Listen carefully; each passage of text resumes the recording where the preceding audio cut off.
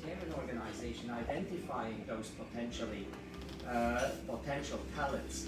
And Tony coming on board with his entrepreneurship program and the foundation. And I think that's, for me, one of the most interesting aspects of really partnering in a completely new way together, bringing a young generation out of dependency and out of confidence. Yes, there are parts which are a little bit easier because they are not as disruptive as northern Nigeria is and some other places in Africa. So that was I think that was the first beginning, and it's still a powerful driver of what we are doing. We want to expand, and many others have come on board, and that's great that it is where we are. The second I wanted to mention is really to pay tribute, Tony, to what you and the foundation and Google do, and what also this meeting demonstrates, and that's the centrality of investing in women in African society. It's a no-brainer for me, who have visited the worst places in Africa, that if you want your money to be dealt with in an impactful way, give it to women. And that's true everywhere, by the way. Well, we can discuss that. But I know that in Africa it's true. And it's evidence. And I'm very encouraged, because the spirit with which we started has also informed what we are doing in so many other places. Really moving from sort of bringing humanitarian assistance to stabilize the situation, but to transform it immediately into entrepreneurship.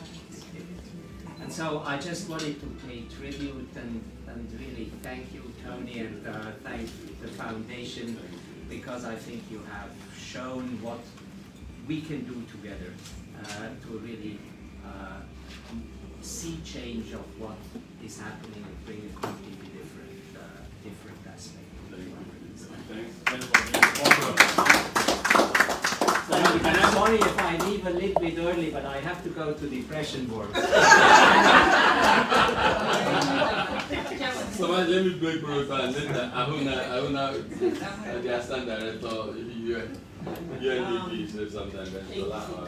Thank you so much for this opportunity to listen to fresh, inspiring voices in the middle of a depressed world. I think one thing that stands out actually as you listen to entrepreneurs is that they're not depressed. No. They're not whining. No. And complaining.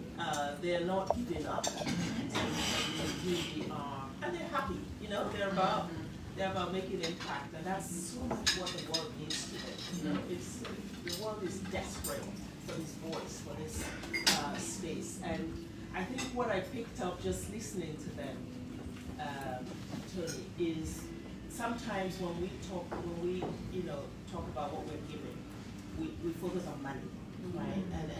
And what I'm picking up from them is wasn't just the money, it's the trust capital.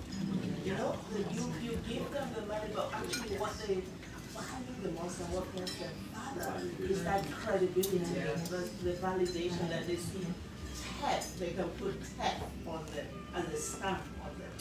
Who knows them until you come on board and put that stamp on them? So putting more value also on that validation, I think it's something that I'm taking away from this conversation. UNDP is invested in this. We have a partnership, and so we followed ICRC. Who is? I mean, I was actually quite surprised when I heard ICRC was doing this. You know, so kudos to you, because you started a revolution in the humanitarian world. You know, humanitarianism has always been about handouts, right? And sort of managing the misery. Yeah. And you saw the light and said we could actually prevent and manage prosperity, you know, and promote prosperity. And I think our partnership, which continues with the Tony Elumelu Foundation, is really based on this core principle that our action as development actors has to be about dignity and justice. really this, entrepreneurship, this amazing people that we see in the markets, and also they have such confidence. You can't put them down. And Africa is gonna make it. Africa needs confidence. It doesn't need to be beaten down always as the one who has to put hand out, raise their hand, put the cap out there to be given. It's showing the muscle of the people of this continent and their ability to change their destiny if they just have a little bit of support. And that's why we stay with it. And I really want to thank you. When you look at that young boy, give me a hand. Yeah. Help me a hand. And we celebrate this relationship and this partnership, and we just need to multiply. Thank you. It's a privilege to be on it. Thanks for what you have done.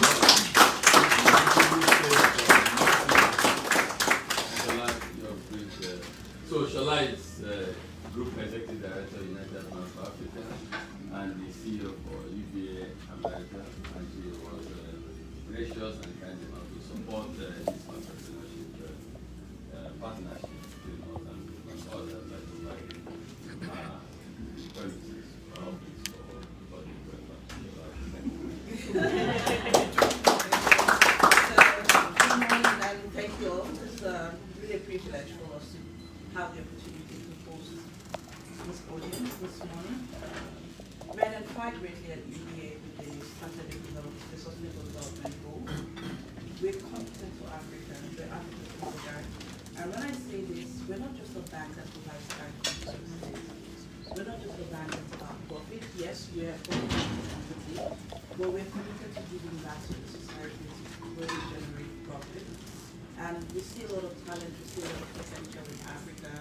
We also see opportunities for UBA to be a forerunner in ensuring financial inclusion, in providing access to financial services, especially to small, medium enterprises, particularly to gender, both women and businesses. So on the continent, we're really passionate about achieving the SDG goals in Africa, ensuring Africa is sustainable, ensuring eradication of poverty, ensuring food security. So we do this through commitment on three goals. One, we look at the portfolios and the sectors that we lend to as an institution. What is the value add to the economy? What is the value add to the, to enriching Africa and enriching the people of Africa? So we prioritize the sectors in terms of what we as a bank do, where we put our money. Additionally, we have the UBA Foundation, which focuses on education. You must have heard about the Lead Africa initiative, whereby we sponsor schools, especially public schools, and we provide books to them. We encourage literacy on the continent. We also sponsor essays, national essay competitions on an annual basis, whereby the winners then we sponsor them through college. And in addition, we have a partnership as well with the Tony Elumelu Foundation. Our chairman happens to also be the founder of the Tony Elumelu Foundation. So UBA is not just a bank. UBA is about Africa. It's about ensuring the viability and sustainability of Africa.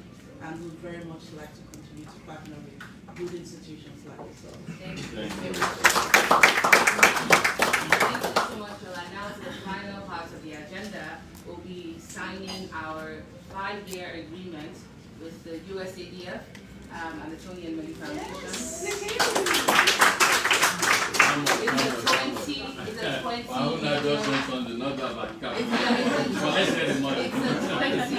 $20 million partnership over 5 years. It will be complemented, as Ms. Ahunna stressed, with training, mentorship, networking, access to TLConnect.com, the largest digital platform for African entrepreneurs. So without much further ado, I'd like to ask our founder, Mr. Elumelu, and our partner, Mr. Atkins, to go ahead and let's start. Ready.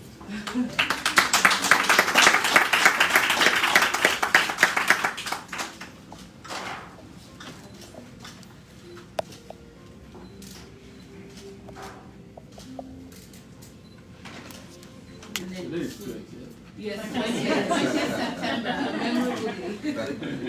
And then we'll switch.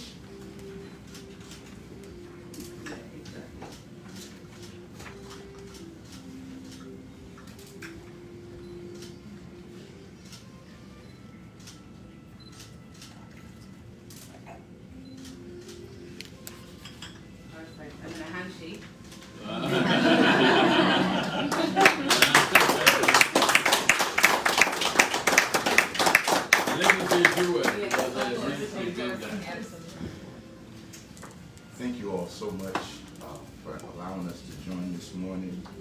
Very touching to be here, to hear from so many of the wonderful people who are in this room. You know, we wake up every day at the U.S. African Development Foundation thinking about the everyday people of Africa. And one of the suppositions that I have is that the so-called little people actually are the big people. Right? And one of the things we shared this morning is that the big people are causing us depression. The so-called little people, right, are bringing us joy. And then just a note on the power and the beauty and the treasure in women and in African women in particular, because of the work that we do. I knew that my brother not only was a genius, but a man after my own heart when I first met him, because as a son of many mothers, when he came to the U.S. African Development Office, he had so many women with him. I had to go in and find him in the midst of all of them. And I have 5 daughters. Yes. Which really just speaks to the core of what we want to do, because we live in a world where majority population of the continent, women and youth, are actually spoken of as if they are small niche constituencies, when in fact they are marginalized majorities. And so to recognize that and to make them central to everything we do. There's no mainstream, they are the mainstream. And so we are very excited to be here and to begin this work together. And then the last thing I'll say, just on the spirit of partnership in this room, that in the American context and across the Atlantic, we should be talking to each other more. Because if we have a grantee that can stand up and say, I got this from Google, and I got this from Tony Elumelu, and I got this from the U.S. African Development Foundation, but I've not met you all yet, then we have more that we can do on this side, to do it on purpose, not by accident, that we have so many of the same folks that we're supporting. So thank you guys.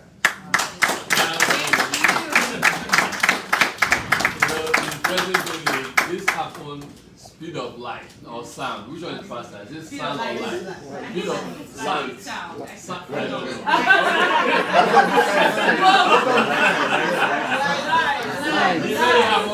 Light. Light don't do it. You're right. Sound doesn't go too fast. So this, it made this happen so quickly. Thank you so much. Thanks so much. I'm not to bore you, but just one more minute. We have a lady that was present by here. Yes. And then we'll have the CEO of the Foundation. Just quickly. Okay, thank you. So Denise works at the National Security Council, so please, over to you. Oh, thank you so much for having me. We're great to see the USADF partner with TEF. I think it's a pleasure for us, and we are looking forward to the President's U.S. Africa Leaders Summit that'll be hosted in December.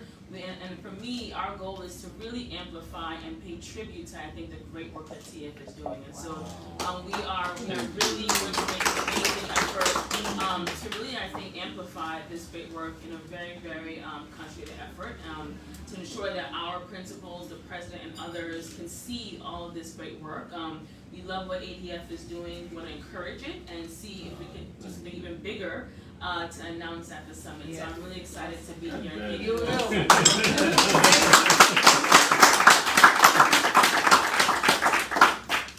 And our friend from the Gulf. I don't know how to top that.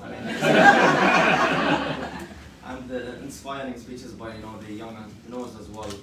Solatic, I was just hearing my colleague here that Solatic is a very niche organization where we focus on youth economic empowerment, which I'm glad to be in this room because everything we're talking about is about exactly that, including equality upon or between females and males as well, especially in the African region. I mean, Solatic started only focusing on the UNGA region. However, last year we were approved to expand toward Africa and Asia, so I'm happy to be here in this room. And also, happy to be here also with the Unlimited because we're in discussions to talk about, supporting young entrepreneurs in Africa, especially in the green fields, with the Be Green Africa project, which I'm aware that you're also supporting as well. So I am very fortunate to be here, and I'm excited to meet everyone. And hopefully, in the next time we meet, we can pronounce something or sign as well. Thank you.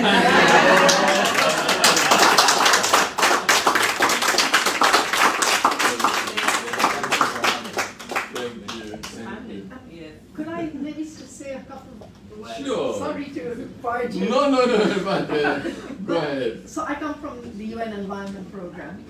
And 30 years ago, environment was like this little niche thing. And today it's a different space. Environment is at the core of a lot of what businesses want to do. And we're seeing, industries, whether it's buildings and construction, textiles, even the mining sector, transport, all shifting towards looking at what sustainability means. At UNEP, we have a partnership with commercial banks, and these banks make up 45% of the financial assets that are going through. And they're not looking at corporate social responsibility. Let people know UNEP, what UNEP is. So well, they're not looking at corporate social responsibility. They're looking at what they're funding as their core programs. And the sad thing is, they cannot find deals. So, when I listen to the entrepreneurs, and I think they're looking for deals on, non-motorized transit, bicycles. They're looking for electric vehicles. They're looking for recycling. They're looking at, digitalization and social media, and how does it promote different economies that are going towards sustainability. And they're not finding the deals. And so, between the partnership with institutional investors, so some of the biggest insurance companies looking for investment, the commercial banks, they're looking for these. We're seeing a new plastics agreement being negotiated over the next 2 years. So there's going to be a lot of opportunities to look across the life cycle, from upstream all the way down to the downstream waste side of things, to seeing what can be, incentivized, what entrepreneurship needs to come in, and other sectors, textiles, buildings, and also I would just urge all of you to keep that in mind as you think through, because there is a lot of funding that is coming through from mainstream financing, but it's looking for a sustainability lens. Thank you. Thank you.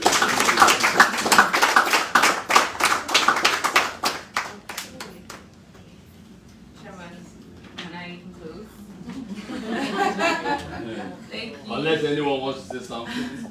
Maybe just One word. Okay, go ahead, please. Go ahead. Thank you for inviting us. I'm from United Nations Population Fund. I lead innovation, and we also have Equalizer Fund. We call it Equalizer because we aim to equalize opportunities for women and girls through technology and innovation. And we're starting conversation with Tony Elumelu Foundation, with Google also, and I think we also support social entrepreneurs, including in Africa. This is our focus: women, girls, youth.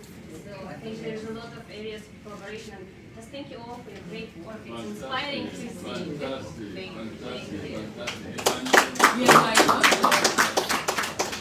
And just one last word, I'm from the UN Refugee Agency. So, we have 100 million refugees and displaced people all over the world, and a third of them are in Africa.